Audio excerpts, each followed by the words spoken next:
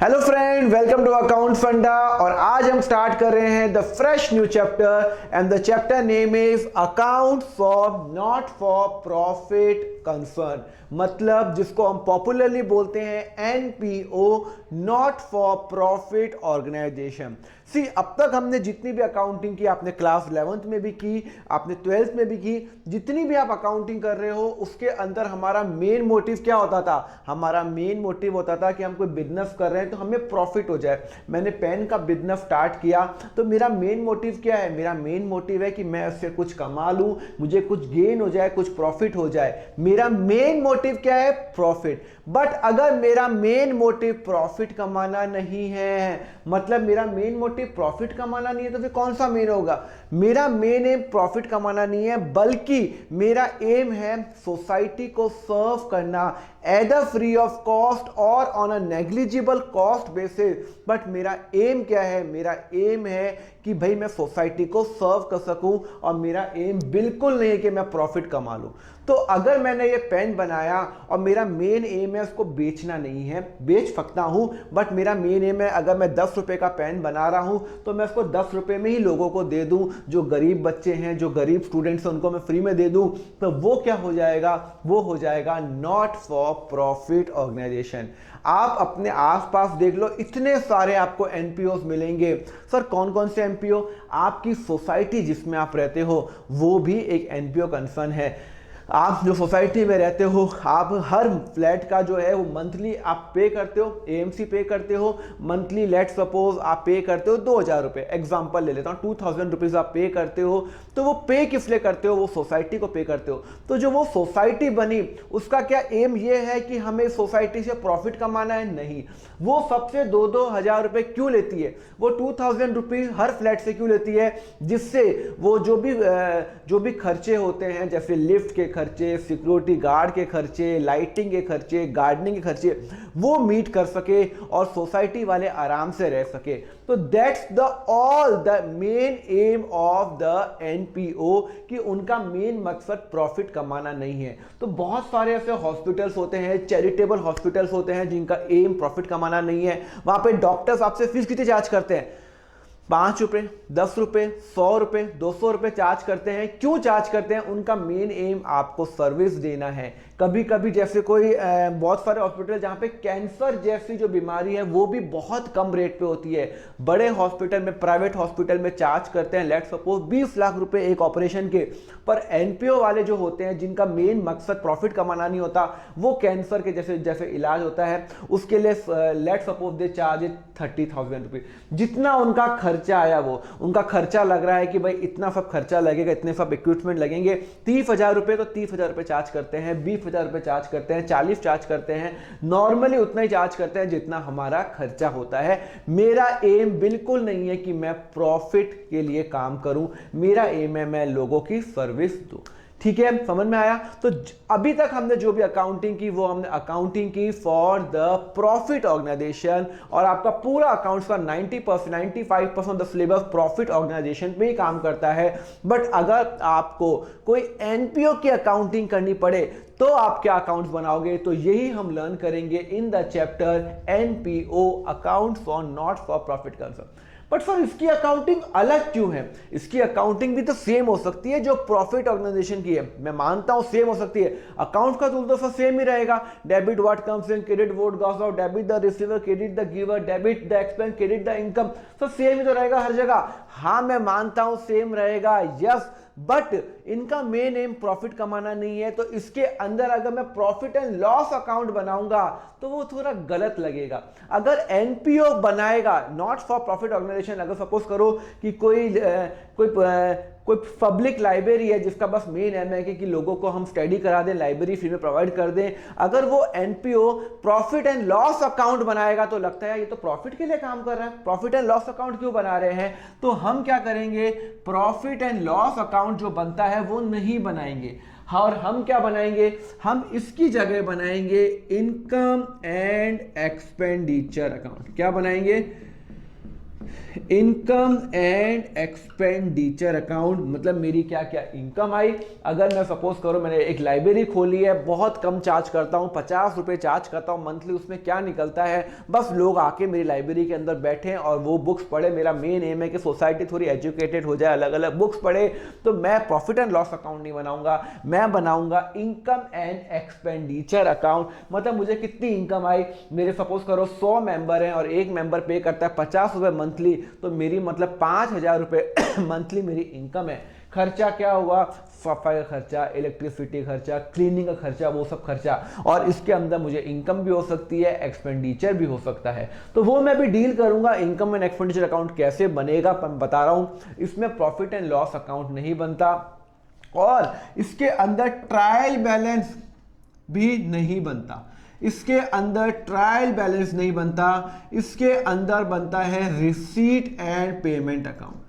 Payment account बनता है, क्या बनता है, रिसीट एंड पेमेंट अकाउंट बनता है। कितना पैसा आया, कितना पैसा गया, it is just like a cash account जो हमारा होता है वैसा ही है। कुछ फर्क नहीं है रिसीट एंड पेमेंट और कैश अकाउंट में, बस नाम का फर्क है, थोड़ा फर्क है वो मैं आपको बता दूंगा। पर receipt and payment is just like a cash book only. जो कैश अकाउंट है वही हमारा रिसीट एंड पेमेंट अकाउंट बोलते हैं, और जो प्रॉफिट एंड लॉस अकाउंट है उसको हम बोलते हैं इनकम एंड एक्सपेंडिचर अकाउंट। तो क्लियर हुआ आपको। हम ये अकाउंटिंग किसके हिसाब से करेंगे, हम अकाउंटिंग करेंगे एनपीओ।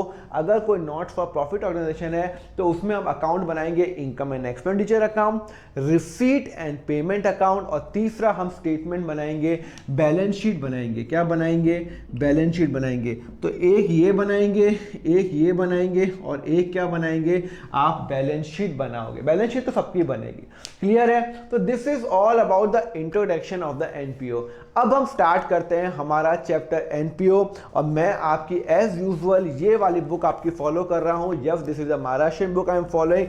ये आपकी बुक है, पेज नंबर 63 पे हमारा ये चैप्टर स्टार्ट होता है। मिल गया आपको पेज नंबर 63 पे, ऊपर नीचे हो सकते हैं पेज, आप देख लेना। पेज नंबर 63 पे स्टार्ट हो रहे हैं और मैं यही बुक आपकी क्या ले रहा हूं, बेस ले रहा हूं। So friends, let's now start the chapter NPO. So let's first start with the features of an NPO. NPO के फीचर्स क्या होते हैं, बट ऑब्वियस जो आपको बता चुका हूं। उनका मेन एम होता है सोसाइटी को सर्विस देना, जो उसके मेंबर उनको सर्विस देना, and not to earn the profit. तो ये पहला फीचर है, primary objective to service to member and not to earn profit. Sir NPO को प्रॉफिट हो सकता है, प्रॉफिट हो सकता है, प्रॉफिट होने से वो फर्क नहीं पड़ता, बट उनका एम प्रॉफिट नहीं है। मतलब उनका मेन है सोसाइटी को सर्विस देना। हाँ, उससे प्रॉफिट हो सकता है। मेंबर अब जैसे सोसाइटी में 2-2 हज़ार रुपये हर फ्लैट से कलेक्ट किए, 2 लाख रुपए इकट्ठे हुए और खर्चा इस महीने का 1,80,000 ही आ रहा है, तो 20,000 रुपये प्रॉफिट हो सकता है, वो कोई प्रॉब्लम नहीं है। पर उनका एम, इंटेंशन लोगों से पैसा कलेक्ट करना इसलिए नहीं कि वो प्रॉफिट हो, क्लियर है। Second, promotion of art culture. क्यों बनाते हैं प्रॉफिट एनपीओ, भाई आप हेल्थ के लिए हॉस्पिटल्स बनाते हैं, आर्ट के लिए, जो आर्ट डाइंग आर्ट है उनको प्रमोट करने के लिए, कल्चर को प्रमोट करने के लिए, हेल्थ को प्रमोट करने के लिए, चैरिटी करने के लिए, इसके लिए हम एनपीओ बनाते हैं। थर्ड है, no dividend can be distributed. This is very important, dividend distribution allowed नहीं है एनपीओ के अंदर। मतलब अगर एनपीओ को प्रॉफिट हुआ तो वो अपने मेंबर्स को नहीं बांट सकती है, बिकॉज ये है ही एनपीओ क्या है। अगर प्रॉफिट हुआ तो आगे यूज करो ना, अगले साल यूज करो ना, अपने आर्ट के लिए, प्रमोशन के लिए यूज करो। तो जो भी अगर प्रॉफिट होगा तो प्रमोशन के लिए आपको यूज करना है, ना कि आप अपने मेंबर को पैसा वापस दे दो। नहीं, वो नहीं करना है। आप आगे अपने यूज करो, आप अपनी सर्विस दो, लोगों को फ्री में दो, आगे आगे कॉस्ट कम चार्ज करो, बट आप डिविडेंड नहीं दे सकते, लोगों को पैसा वापस नहीं दे सकते। अगर आपने 1 लाख रुपए इन्वेस्ट किया है इसके अंदर तो आपको वापस नहीं मिलेंगे वो, ठीक है। फोर्थ है, management is by the elected representative. आपने सोसाइटी में देखा होगा कि आपकी सोसाइटी के ट्रेजरर होते हैं, सेक्रेटरी होते हैं, बस सेम यहाँ पे भी वही होता है। लाइब्रेरीज हो गई, हॉस्पिटल्स हो गया, स्पोर्ट ऑर्गेनाइजेशन हो गया, वो सब वो होते हैं। उसके बाद रिसीट एंड पेमेंट अकाउंट बनता है, इनकम एंड एक्सपेंडिचर अकाउंट बनता है और बैलेंस शीट बनता है। तीन चीजें बनती हैं जो हम सारे अकाउंट्स में करेंगे, receipt and payment account which is just like a cash book, income and expenditure account which is just like a profit and loss account, and balance sheet तो आपको आती ही है। ओके, फिर बनता है कैपिटल फंड बनता है। यहाँ पे ये बहुत इंपॉर्टेंट है, पर ये कंसेप्ट मैं अभी डिस्कस नहीं करूंगा, आप कंफ्यूज हो जाओगे। इधर कैपिटल अकाउंट नहीं बनता, इधर कैपिटल फंड बनता है, बिकॉज ये एक पर्सन कोई ओनर नहीं है, एनपीओ कोई ओनर नहीं होता। जो ओनर होता है ना उसका ही कैपिटल अकाउंट बनता है। तो अगर वो ओनर ही नहीं है तो कैपिटल अकाउंट कैसे बनेगा? अगर ये सोसाइटी है, 200 लोग हैं, हर कोई सब्सक्रिप्शन मंथली दे रहा है 2-2 हजार रुपए, 2 लाख रुपए आ गए, 100 लोग हैं, तो अब इसका कोई ओनर तो नहीं है, उसका ओनर कोई नहीं होता है। जो मैनेजमेंट है वो करता है, जो ट्रेजरी होता है, सेक्रेटरी होते हैं वो करते हैं। जब उसका कोई ओनर ही नहीं है तो फिर कैपिटल अकाउंट नहीं बनेगा, उसका क्या बनेगा? कैपिटल फंड बनेगा, बिकॉज जो भी पैसा आया हुआ है वो सबका पैसा है, पूरी सोसाइटी का है, कोई एक पर्सन का नहीं है, तो कैपिटल अकाउंट नहीं बनेगा। अब ये कैपिटल फंड कैसे बनाते हैं, इनकम एंड एक्सपेंडिचर बनाते हैं, वो सब हम डिस्कस करेंगे। अब फटाफट हम क्विक गो थ्रू करते हैं। तो difference between an NPO and a profit organisation, जो अब तक हमने किया प्रॉफिट ऑर्गेनाइजेशन और एनपीओ में फर्क क्या है उसको फटाफट रिकैप करते हैं। So here is a quick recap of the difference between a profit organisation and an NPO. Profit organisation क्या होता है? उनका मेन एम होता है प्रॉफिट अर्न करना, इनका मेन एम होता है सर्विस देना। सेकंड है, ये लोग ट्रायल बैलेंस बनाते हैं। जो नॉर्मल प्रॉफिट ऑर्गेनाइजेशन है, वो जो नॉर्मल जो हमारी जो कंसर्न होती है, जैसे सारी कंपनी है, रिलायंस, इन्फोसिस, ये सब प्रॉफिट ऑर्गेनाइजेशन है। ये लोग क्या बनाते हैं? ट्रायल बैलेंस बनाते हैं। ये ट्रायल बैलेंस नहीं बनता, यहाँ पे रिसीट एंड पेमेंट अकाउंट एक स्पेशली बनता है। ओके, यहाँ पे कौन कौन से फाइनल अकाउंट बनते हैं? Trading account, profit and loss account, balance sheet. आपने 11th में बनाया था सोल प्रोप्राइटरशिप का ट्रेडिंग अकाउंट बनाया था, trading account profit and loss में जाता था, प्रॉफिट एंड लॉस अकाउंट कहां जाता था? बैलेंस शीट में जाता था। और यहाँ पे सेम, यहाँ पे भी वही है, बट यहाँ पे रिसीट एंड पेमेंट अकाउंट बनता है, just like cash book, income and expenditure account बनता है, एंड बैलेंस शीट बनता है। यहाँ पे कैपिटल अकाउंट नहीं बनता, यहाँ पे कैपिटल अकाउंट बनता है, बिकॉज यहाँ पे ओनर होते हैं, या तो एक ओनर या 2 ओनर या 10 ओनर, पर यहाँ पे कोई ओनर नहीं होता है, तो क्या बनता है? कैपिटल फंड बनता है। तो समझ में आया about the difference between the NPO and a not for profit, NPO and a normal organisation. तो हमेशा ध्यान रखना इसकी अकाउंटिंग अलग होगी। अगर एग्जाम में क्वेश्चन एनपीओ का आएगा तो हमें एनपीओ के हिसाब से सोचना पड़ेगा, तो उसमें प्रॉफिट एंड लॉस अकाउंट नहीं बनेगा, उसमें क्या बनेगा? उसमें बनेगा receipt and payment account and income and expenditure account and the balance sheet, और कैपिटल अकाउंट नहीं बनेगा। क्लियर है? आगे बढ़े। Now we move to the कि हम एनपीओ के अंदर हम ये अकाउंट्स क्यों बनाए? बहुत ही सिंपल रीजन है, हम अकाउंट इसलिए बनाते हैं सो दैट हमारा जो पब्लिक का जो मनी है वो मिसयूज नहीं हो। भाई सोसाइटी ने हर सोसाइटी में हर फ्लैट के अंदर 2-2 हजार रुपये दे रहा है, तो वो ट्रेजरी के पास जा रहा है, सेक्रेटरी के पास जा रहा है, तो वो पैसा कहीं मिसयूज नहीं हो, कहीं गायब नहीं हो, कोई फ्रॉड नहीं हो, इसलिए हम क्या करते हैं? हम क्या बने? अकाउंट्स बनाते हैं। तो पेज नंबर 65 पे आ जाओ, वहां पे लिखा हुआ है need for maintaining the books of account. पहला लिखा हुआ है to maintain the proper control over the monetary transaction. जितना भी हमारा पैसा आया गया उसकी हमें ट्रांजैक्शन की नजर रखने के लिए, भाई अगर सपोज कर 2 लाख रुपए सोसाइटी के पास आए, तो ऐसा तो नहीं कोई ट्रेजरी जो है या फिर कोई जो पियोन है या कोई एम्प्लॉय है वो पैसा लेके भाग गया, तो वो नहीं होना चाहिए, इसलिए हम अकाउंट्स बनाते हैं। दूसरा, to know the source of income. भाई हमारी इनकम कहां से आ रही है? सोसाइटी की इनकम कहां से आ रही है? प्लेग्राउंड से आ रही है, सोसाइटी से आ रही है, लाइटिंग का खर्चा कितना हो रहा है, लिफ्ट का जो मेंटेनेंस खर्चा कितना हो रहा है, तो हमें ये मालूम चलता है एनपीओ के अकाउंट्स बनाने में। अगर हमें मालूम चल रहा है यार कि लिफ्ट बनाने में और लिफ्ट के अंदर ये जो लाइटिंग है वो बहुत ज़्यादा खर्चा हो रहा है, तो हम रात को लिफ्ट की लाइटिंग थोड़ी कम कर लें, डिम कर लें, जहाँ 2 लाइट जल रही है वहाँ पे 1 लाइट लगाएं, तो हम क्या करेंगे? उसको हम मेंटेन कर सकते हैं। थर्ड लिखा हुआ है to comply with the various provision. हमारा लॉ भी बोलता है हमें अकाउंट्स बनाना पड़ेगा।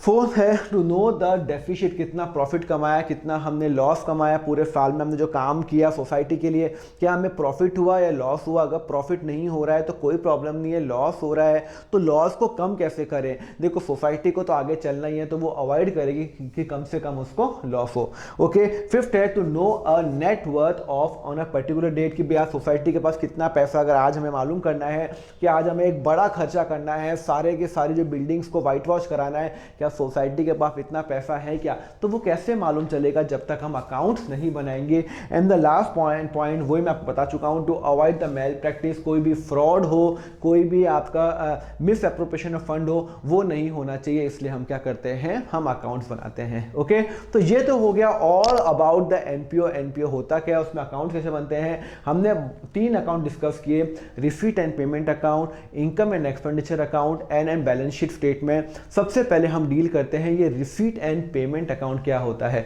सो let's now move to the what is receipt and payment account.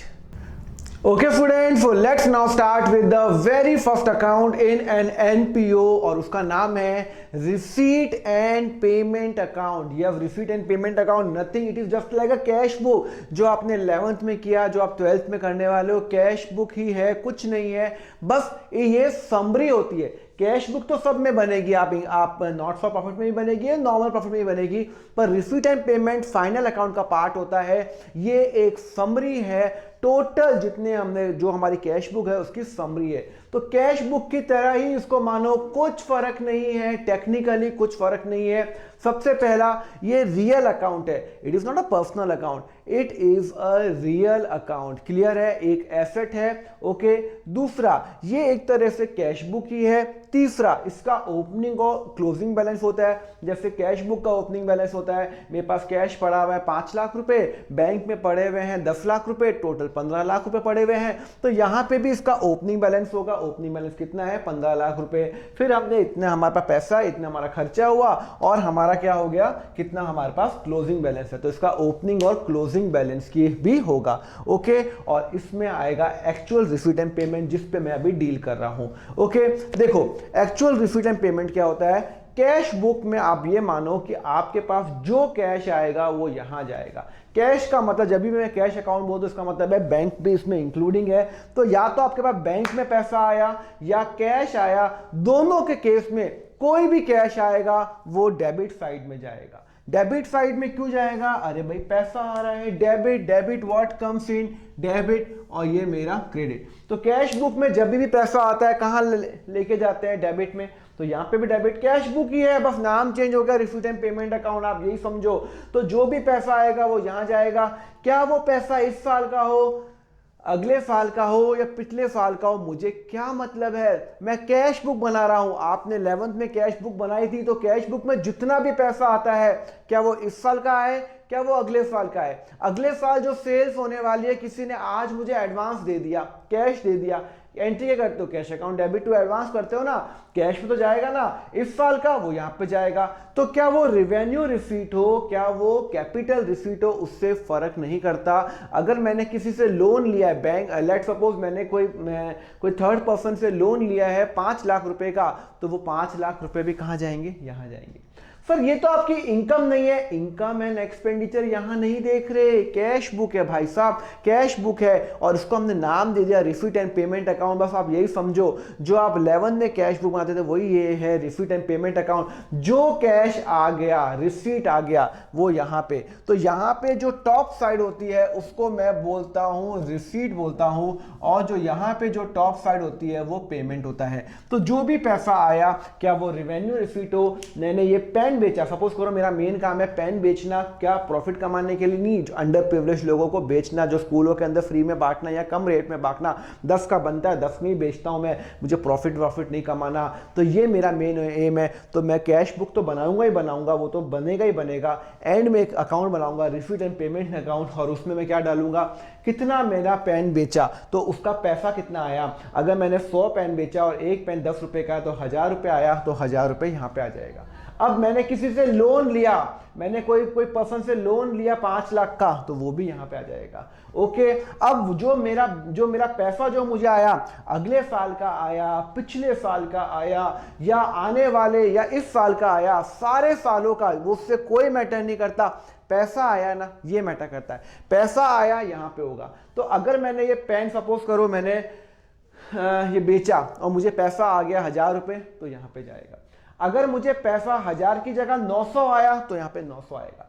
यहाँ 1000 नहीं आएगा, इनकम नहीं निकाल रहे यहाँ पे तो पैसे की बात कर रहे हैं, कितना पैसा आ रहा है। मैंने पेन बेचा 1000 रुपए में, उसने 1 रुपए नहीं दिया, तो यहाँ पे 0 आएगा। मैंने पेन बेचा 1000 में, उसने 900 दिया तो यहाँ पे 900 आएगा।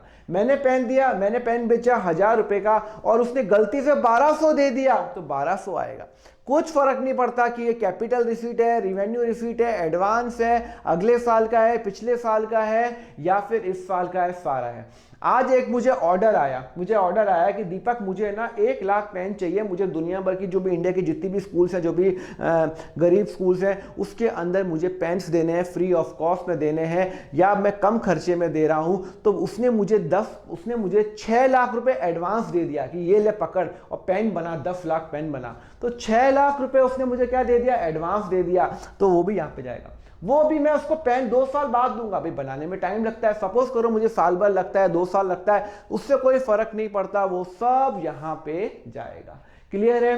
पिछले साल मैंने सपोज करो कि कोई पेन बेचा था 1000 रुपए का और उसके सिर्फ 800 रुपए आए थे।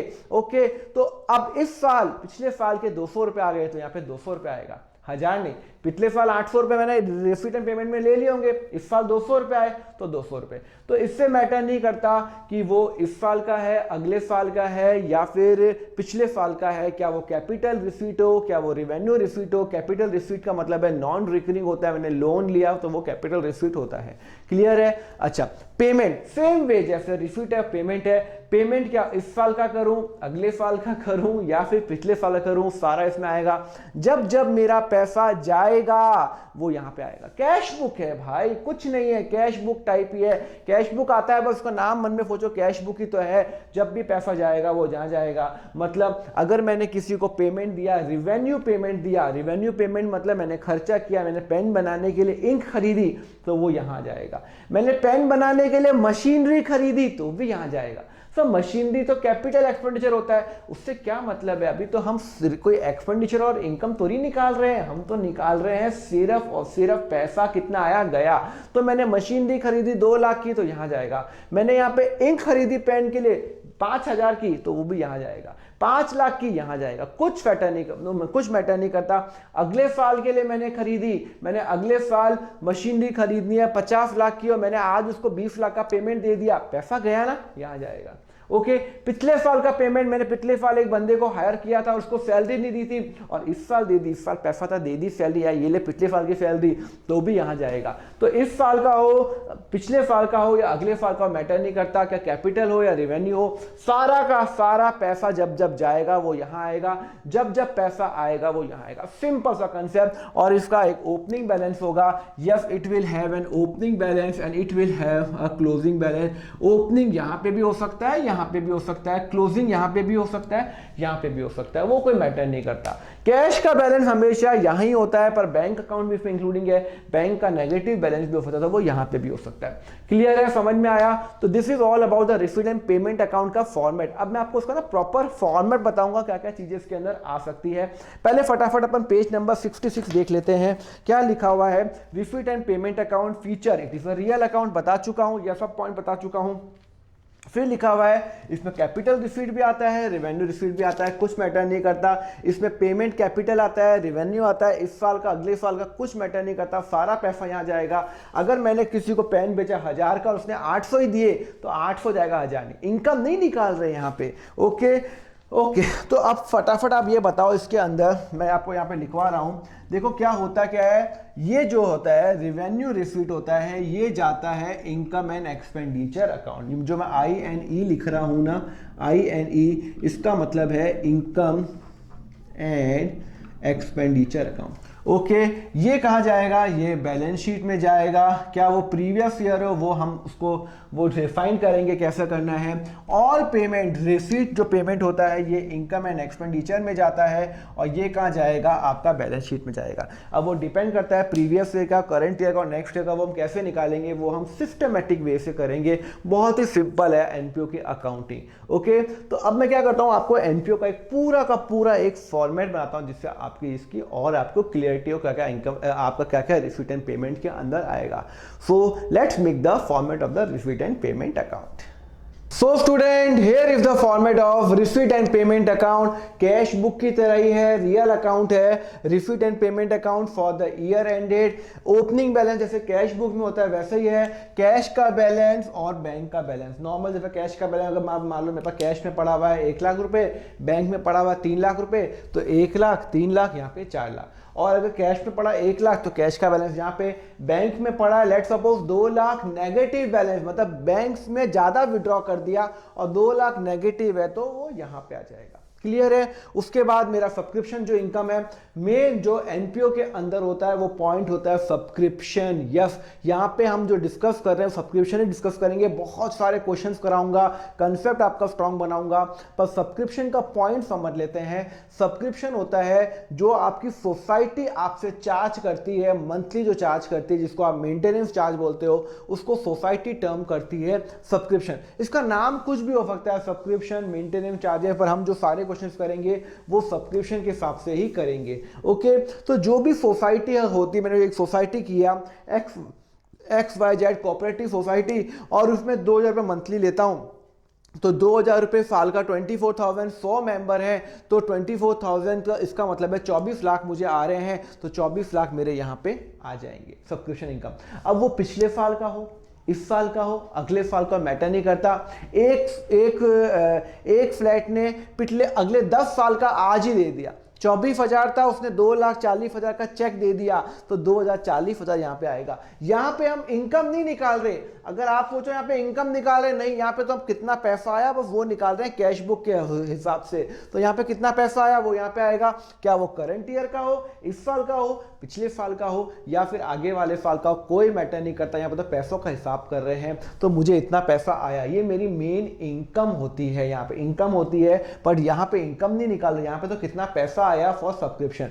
सिमिलरली एंट्रेंस फीस होता है। एंट्रेंस फीस क्या होती है, सोसाइटीज जो होती है या जो लाइब्रेरीज होती है या जो हॉस्पिटल्स होते हैं, ये सब लोग एंट्रेंस फी चार्ज करते हैं। आपका स्पोर्ट्स क्लब होता है ना सोसाइटी का, एंट्रेंस फी चार्ज करता है। एक वन टाइम आपको पेमेंट करना पड़ता है एंट्रीज के लिए। सपोज करो 5,000 रुपये आपको पेमेंट करो, तो वो भी कहाँ पे जाएगा, वो भी यहाँ पे आएगा। तो ऑल द एंट्रेंस फीस कहाँ पे जाएगा, वो यहाँ पे आएगा। जो भी मुझे अगर सोसाइटी में मैं चला रहा हूँ और मैं कोई नया कोई फ्लैट मेंबर आया, कोई नया घर में कोई नया मेंबर आया, कोई नया जो फ्लैट खाली था अब वो नया कोई उसमें एंट्री हो रही है, तो वो मुझे एक एंट्रेंस फीस देगा आप सोसाइटी का मेंबरशिप बनने का part. Okay, similarly admission fees होती है, एंट्रेंस फीस, उसको नाम आप एडमिशन फीस दे दो। स्कूल्स होते हैं, जो चैरिटेबल स्कूल्स होते हैं, वो स्कूल में एडमिशन फीस भी चार्ज करते हैं। भाई आप एडमिशन ले रहे हो, हमारी फीस में 500 रुपये तो दो, 2,000 रुपये तो दो, वो सब कहाँ पे आएंगे, यहाँ पे आएंगे। उसके बाद life membership fees. Life membership fees का मतलब होता है कभी कभी सोसाइटी पूरे नेक्स्ट 20 साल का एक साथ ही चार्ज कर लेती है या बोलती है कि लाइफ मेंबर बन जाओ। सपोज करो सोसाइटी का मंथली रेंट है 2,000 रुपये और 24,000 रुपये पूरे साल का है, तो वो बोलती है अगर आपने हमें एक साथ 20 लाख रुपए पे कर दिया तो आपको अगले 50 साल तक कुछ नहीं देना, कुछ नहीं देना। मतलब आप 20 लाख रुपए पेमेंट कर दो, one time payment, one time, और आपको हर महीने कुछ पेमेंट की रिक्वायरमेंट नहीं है, तो वो क्या होगा, वो भी कहाँ पे आ जाएगा, यहाँ पे आ जाएगा।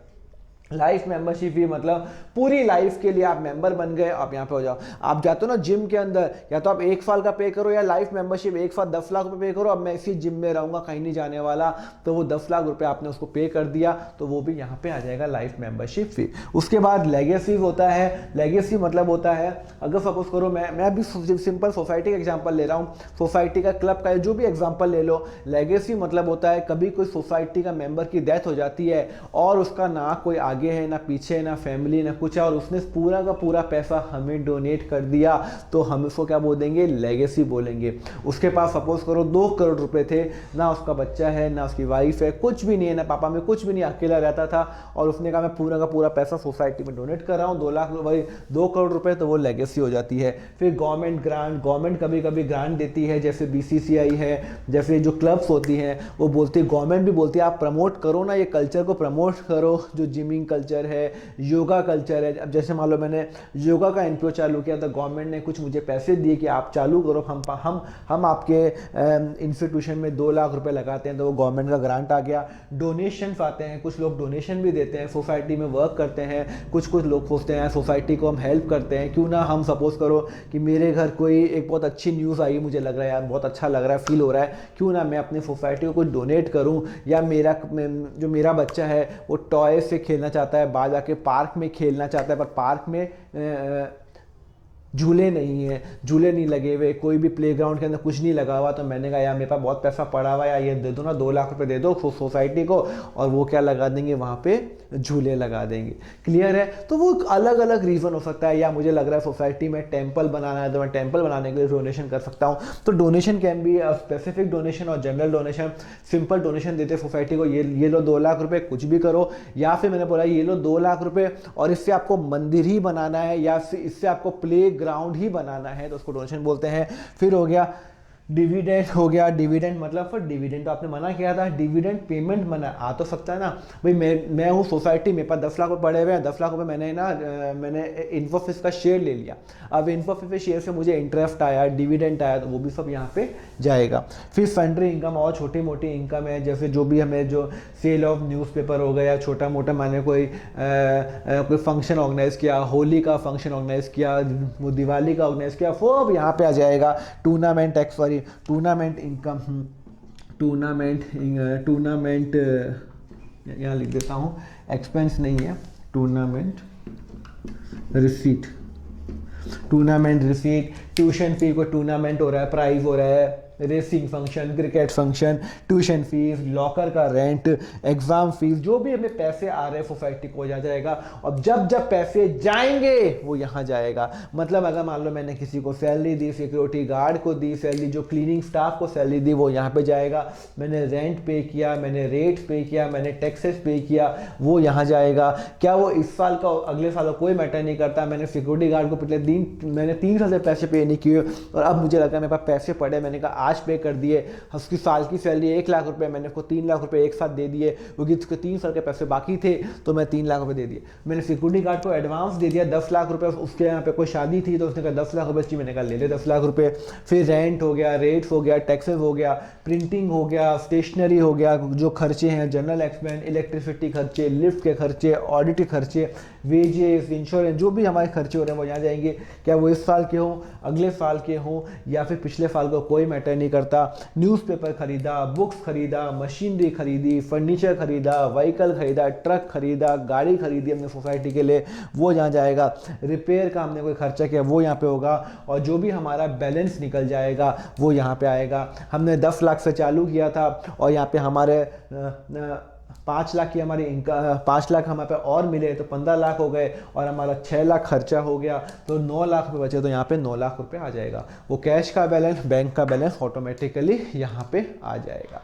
Okay, it is just like a summary of cash book. ये कैश बुक देख के ही बनाते हैं, हमें पता होता है कैश में कितना बैलेंस है और बैंक में कितना बैलेंस है, और यहाँ पे ये बैलेंस यहाँ पे भी आ सकता है, यहाँ पे भी आ सकता है। अगर बैंक में नेगेटिव 2 लाख चल रहे हैं और अभी सब कुछ आने के बाद भी वापस नेगेटिव 1,50,000 है तो वो यहाँ पे जाएगा। क्लियर है? नॉर्मल केस के अंदर हम यहाँ पे ओपनिंग और यहाँ पे क्लोजिंग आएगा यहाँ पे, और अगर ओवरड्राफ्ट चल रहा है तो यहाँ पे ओपनिंग और यहाँ पे क्लोजिंग आएगा। क्लियर है? तो this is all about the receipt and payment account. It is just like a cash book. कोई नया कंसेप्ट नहीं है, बस सेम का सेम कंसेप्ट है जो कैश बुक के अंदर होता है, बस ये summary of the cash book है। कैश बुक की समरी ये होती है जहाँ पे कैश और बैंक का बैलेंस यहाँ पे लिखा हुआ होता है। क्लियर है? अब हम मूव करेंगे what is income and expenditure account. Income and expenditure account क्या होता है? So let's start about this. So let's now move to the income and expenditure account. What is this income and expenditure account? It is just like a profit and loss account. जो आप profit and loss account final account में बनाते थे sole proprietorship के अंदर,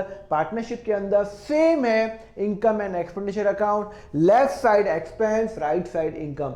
जो भी मेरी इनकम हो रही है वो यहां जाएगी और जो भी मेरा खर्चे हो रहे हैं वो यहां जाएंगे। ये प्रॉफिट एंड लॉस की तरह ही है, बट ये कहां पे कंसेप्ट में फर्क क्या है? वहां पे प्रॉफिट एंड लॉस बनाते थे जहां पे हम बिजनेस प्रॉफिट मोटिव के लिए करते थे, यहाँ प्रॉफिट मोटिव के लिए नहीं करते।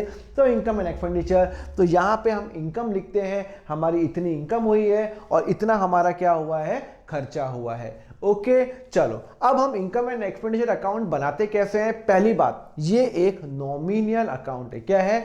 ये एक नॉमिनल अकाउंट है, खर्चे का अकाउंट है। सारे खर्चे सारे इनकम यहां पे ट्रांसफर होंगे।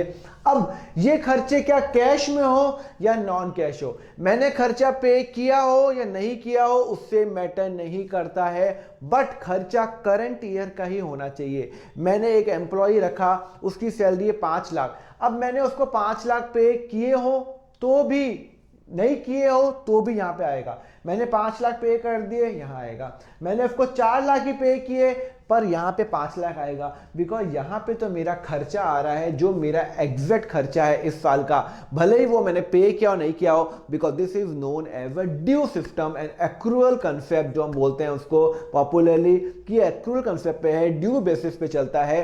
बट यहां पे सिर्फ इसी साल की आएगी, बिकॉज लिखा हुआ है इनकम, इस साल की इनकम कितनी, इस साल के खर्चे कितने हैं, तो इस साल की इनकम यहां पे आएगी। जो भी रिवेन्यू इनकम है वो यहां पे आएगी। ओनली करंट ईयर इनकम, सिर्फ करंट ईयर की इनकम ही यहां पे आएगी। और यहां पे आएंगे खर्चे, आएंगे सारे के सारे रिवेन्यू खर्चे, या जो भी हमारे रिवेन्यू खर्चे होते हैं वो कहां जाएंगे, वो यहां जाएंगे। मतलब जितने भी खर्चे होते हैं हमारे, रेंट का खर्चा, सैलरी खर्चा, टेलीफोन का खर्चा, but only for this year, only for current year, current year के लिए है। अगर हमारा अगले साल खर्चा है वो यहां नहीं जाएगा, पिछले साल खर्चा है।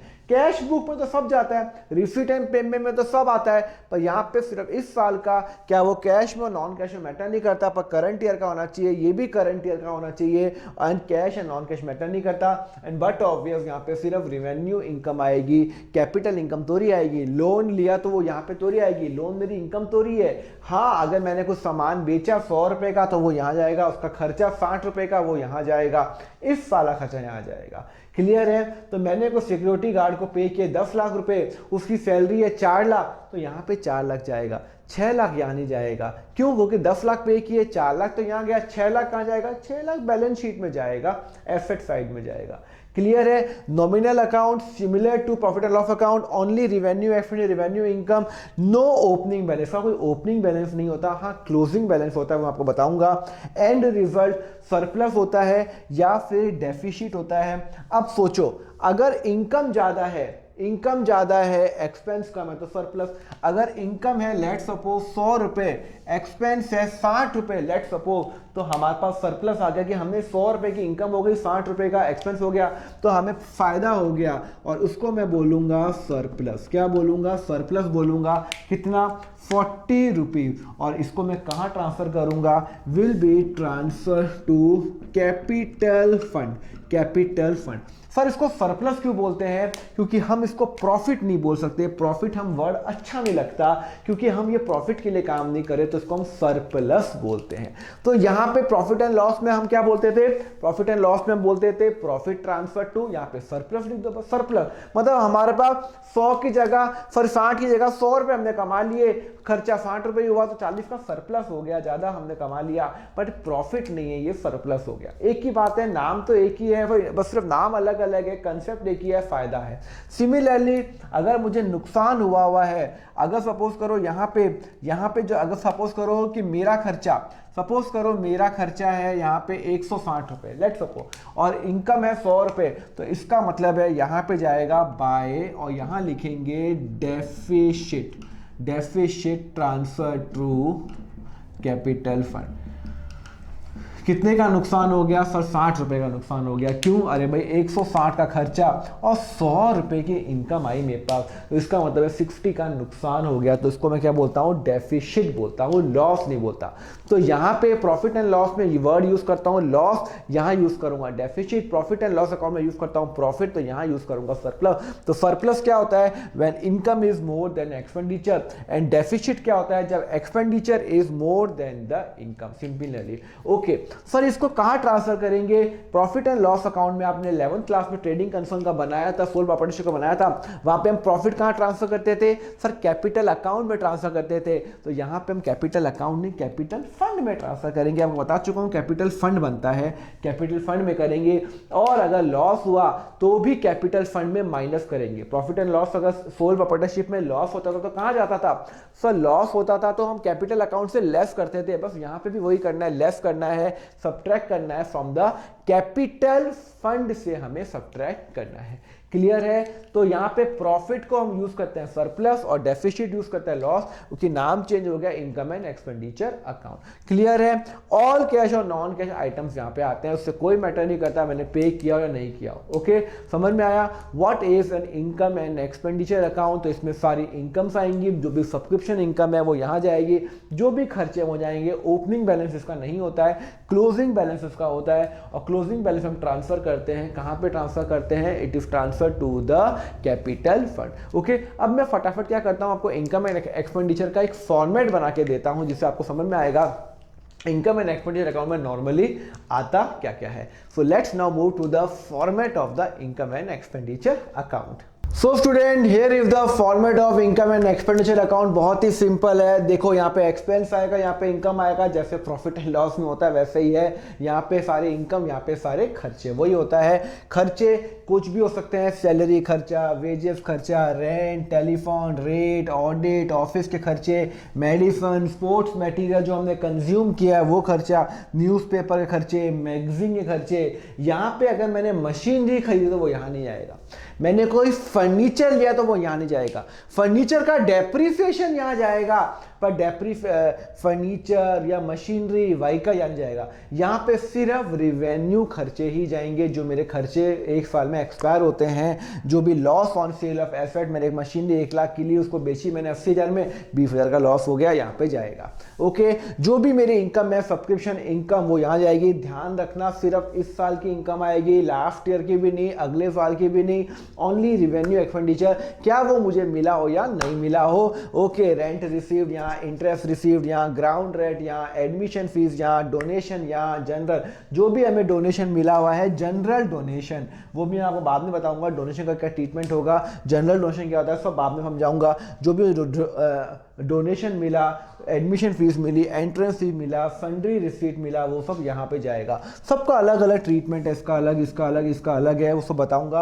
अगर मैंने कोई मशीन, कोई फर्नीचर लिया 1 लाख का और उसको बेचा मैंने 1,30,000 में, 30 का फायदा वो यहाँ जाएगा। ओके, फिर हम एंड रिजल्ट निकालेंगे। ओपनिंग बैलेंस इसका होता नहीं है। अगर हमारा ये ज़्यादा है, ये कम है तो सरप्लस हो गया। अगर ये ज़्यादा है, ये कम है तो हमारा क्या हो गया? डेफिसिट हो गया। अगर ये सपोज करो 100 रुपये है और ये है सपोज करो 120 रुपये, तो 20 रुपये का फायदा हो गया। क्लियर है? और अगर सपोज करो ये है 100 रुपये और ये है 90, तो आपका 10 रुपये का क्या हो गया? डेफिसिट हो गया। तो डिपेंड अपॉन द सिचुएशन की हमारे क्वेश्चन में सिचुएशन हमें क्या दे रखी है। क्लियर है? तो this is all about the income and expenditure account. ध्यान रखना, ये एक्यूरेट सिस्टम फॉलो करते हैं तो जो इस साल खर्चा होगा, क्या वो कैश में मिले या नहीं मिले, एंड ओनली रिवेन्यू खर्चा यहाँ पे आएगा। क्लियर है? अब मैं आपको फटाफट वो आपको करता हूँ, ग्रुपिंग करता हूँ रिसीट एंड पेमेंट और इनकम एंड एक्सपेंडिचर अकाउंट के अंदर फर्क क्या है। Okay, let's start. Okay students, so here is the difference between an income and expenditure account and a receipt and payment account. Receipt and payment account real account होता है, ये nominal account होता है. This is similar to cash book, आपको बता चुका हूँ. This is similar to the profit and loss account. ये summary of cash transaction है. ये हम prepare करते हैं income and expenditure कितना है हमारा, कितना surplus हो रहा है, कितना deficit होता है. इसका opening balance होता है, इसका opening balance नहीं होता. इधर opening balance में क्या होता है? कैश का opening balance, बैंक का opening balance, इसका opening balance नहीं होता इनकम एंड एक्सपेंडिचर अकाउंट का. Okay, income and expenditure account का क्लोजिंग बैलेंस होता है और वो होता है सरप्लस और डेफिसिट. और यहाँ का जो रिसीट एंड पेमेंट का जो क्लोजिंग बैलेंस होता है वो होता है आपका कैश कितना है हाथ में और बैंक का बैलेंस कितना है साल के अंत के अंदर. ओके, यहाँ पे नॉन कैश आइटम रिकॉर्ड नहीं करते. अगर मैंने 5 लाख का कोई खर्चा आया, मैंने इसको 4 लाख की पे किया तो यहाँ पे 4 लाख ही रिकॉर्ड करेंगे. इनकम एंड एक्सपेंडिचर अकाउंट में अगर खर्चा 5 लाख का तो 5 लाख रिकॉर्ड करूंगा, भले ही मैंने पे किया और नहीं किया हो. इधर रिवेन्यू एक्सपेंडिचर भी आता आता है, कैपिटल एक्सपेंडिचर भी आता है, रिवेन्यू इनकम भी आता है, कैपिटल रिवेन्यू इनकम भी आता है, बट यहाँ पे सिर्फ revenue expenditure and revenue income ही आता है, यहाँ पे कभी भी कैपिटल एक्सपेंडिचर नहीं आएगा। क्लियर है? Okay. And need not to be accompany by balance sheet, यहाँ पे जरूरी नहीं है कि बैलेंस शीट के साथ रिसीट एंड पेमेंट अटैच करें, बट यस बैलेंस शीट के साथ आपको इनकम एंड एक्सपेंडिचर अकाउंट आपको लगानी ही पड़ेगी। ये बात ध्यान रखना, इनकम एंड एक्सपेंडिचर जब भी अकाउंट बनेगा तो साथ में उसके साथ बैलेंस शीट तो बनेगी ही बनेगी। बहुत ही सिंपल है इनकम एंड एक्सपेंडिचर और आपका रिसीट एंड पेमेंट अकाउंट। पर एक बात ध्यान रखना, receipt and payment cash book की तरह है और income expenditure profit and loss की तरह है। अगर आप ये समझ गए तो आपकी जो आगे की जो जर्नी है एनपीओ की वो बहुत ही ज्यादा आपकी सिंपल हो जाएगी। क्लियर है? चलो अब हम मूव करते हैं कि भाई ये बैलेंस शीट क्या होती है, बैलेंस शीट हम कैसे बनाते हैं। बैलेंस शीट सेम होती है जैसे हम नॉर्मल में होते हैं, थोड़ा सा फर्क होता है, उस पर हम डिस्कस करते हैं। Let's now move to the balance sheet part. So student, here is the format of the balance sheet. आपको बैलेंस शीट का फॉर्मेट यहाँ पे दिया हुआ है। बैलेंस शीट के वही दो पार्ट होते हैं, हमेशा सेम ही रहती है बैलेंस शीट, कुछ फर्क नहीं है। यहाँ पे भी एसेट, यहाँ पे भी लाइबिलिटी। यहाँ पे क्या है? एसेट्स है, यहाँ पे क्या है? लाइबिलिटीज है। एसेट्स में क्या होता है? Normal cash account, bank account, cash का बैलेंस कितना है, बैंक में कितना है, एफडी में कितना है, फर्नीचर कितना है, इक्विपमेंट्स कितना है, इन्वेस्टमेंट्स मैंने कितने किए हुए हैं, वो सब यहाँ जाएंगे। प्ले ग्राउंड है, मैंने खर्चा किया हुआ है, land, building, vehicle, furniture, investment, outstanding income. अगर सपोज करो कि मैंने सपोज करो पेन बेचा 1000 रुपए में और मुझे सिर्फ 800 रुपए आए तो 200 रुपए आने बाकी है, तो वो यहाँ पे जाएंगे। स्टॉक ऑफ स्टेशनरी, मैंने ये पेन पेपर के बहुत सारे स्टॉक लिए हुए हैं पर अभी तक यूज नहीं हुए। मैंने हजार पेजेस खरीदे हुए हैं और अभी तक 200 यूज हुए, तो 800 पेजेस बाकी हैं, तो उसका जो इनकम है वो उसका जो स्टॉक है वो यहाँ जाएगा। सर वो खर्चा नहीं है, नहीं। अगर मैं स्टेशनरी ज्यादा खरीदता हूं और एंड के अंदर स्टेशनरी बच जाता है तो वो यहाँ पे आएगा। उसके बाद स्टॉक ऑफ ड्रग्स, जो भी अगर सपोज करो मेरा हॉस्पिटल का खर्चा, अगर मैं हॉस्पिटल चलाता हूँ, चैरिटेबल हॉस्पिटल, और मैंने बहुत सारी मेडिसिन ले रखी है और 31 मार्च को मैं देखूंगा कि कौन कौन सी मेडिसिन मेरी नहीं बिकी है, तो वो यहाँ पे जाएगा। बट अभी वो मेरा एसेट है ना, अगले साल बेच दूंगा ना मैं। ओके। लाइबिलिटीज में क्या जाएगा? लाइबिलिटी में जाएगा सबसे important capital fund. Capital fund में हम ऐड करेंगे सरप्लस। कैपिटल अकाउंट नहीं होता, कैपिटल फंड होता है, और उसमें हम ऐड करेंगे अगर इस साल का जो भी इनकम एंड एक्सपेंडिचर अकाउंट से अगर सरप्लस आया तो ऐड करेंगे फायदा, और अगर डेफिसिट आया तो क्या करेंगे? लेस करेंगे। ठीक है ना? कोई डोनेशन मिला तो वो यहां करेंगे। सर डोनेशन यहां आपने तो कहा था कि डोनेशन तो इनकम एंड एक्सपेंडिचर में जाएगा, दोनों में जाएगा। अभी मैं आपको बताऊंगा, इसका जो ट्रीटमेंट बताऊंगा। अभी आप लिखो डोनेशन हो गया, एंट्रेंस फीस हो गया, जो कैपिटलाइज कर रहा हूं वो, building fund, endowment fund, charity fund, bank कोडी, लोन, आउटस्टैंडिंग एक्सपेंसिव, जो भी मेरे खर्चे हैं आउटस्टैंडिंग जो मैंने अभी पे नहीं किए, मुझे एक सिक्योरिटी गार्ड को 5 लाख पे करने थे, 4 लाख ही पे किए, तो 1 लाख रुपए मेरा यहाँ पे जाएगा। मुझे 5 लाख रुपए इनकम आनी थी और मुझे गलती पे 6 लाख रुपए आ गई, तो 1 लाख रुपए पहले से आ गई, तो मुझे 1 लाख की सर्विस देनी पड़ेगी, तो प्री रिसीव इनकम भी यहाँ पे आ जाएगा और लाइफ मेंबरशिप फीस भी यहाँ पे आएगा। अभी इसका मैं ट्रीटमेंट बताऊंगा, don't worry. Life membership fees का, सरप्लस का, डोनेशन का, सबका मैं ट्रीटमेंट बताऊंगा पूरे चैप्टर के अंदर। इसका बहुत सारे हमें बहुत सारे इसके क्वेश्चंस करने हैं। क्लियर है? और यहाँ पे एसेट और लायबिलिटीज आपका इक्वल आ गया, तो आपने क्वेश्चन आपने ठीक किया। समझ में आया आपको? तो what is the all the balance sheet? Balance sheet हमें एक स्टेटमेंट बताता है एज ऑन पर्टिकुलर डेट। अगर 31 मार्च को पोजीशन क्या है, कितना पैसा हमारे पास पड़ा हुआ है, कितने कितने हमें पैसे लोगों को देने हैं, कितना हमें पैसा हमारा जो हमें देने हैं वो क्या लोन का देना है, किसी को खर्चा देना है, क्या देना है, वो सब यहाँ पे आएगा। क्लियर है? समझ में आया? तो this is all about the 3 account मैंने बता दिए। Income and receipt and payment account cash book की तरह है, income and expenditure account profit and loss account की तरह है, बैलेंस शीट है। बस फर्क क्या है, यहाँ पे कैपिटल फंड यूज करते हैं और जो नेट बैलेंस आएगा कैपिटल फंड का वो यहाँ पे आ जाएगा, और फिर बाकी यहाँ पे फंड आते रहेंगे। क्लियर है? सबके बारे में बताऊंगा, डोंट गेट कंफ्यूज। सर ये एंडोमेंट फंड क्या होता है, चैरिटी फंड क्या होता है, सब बताऊंगा।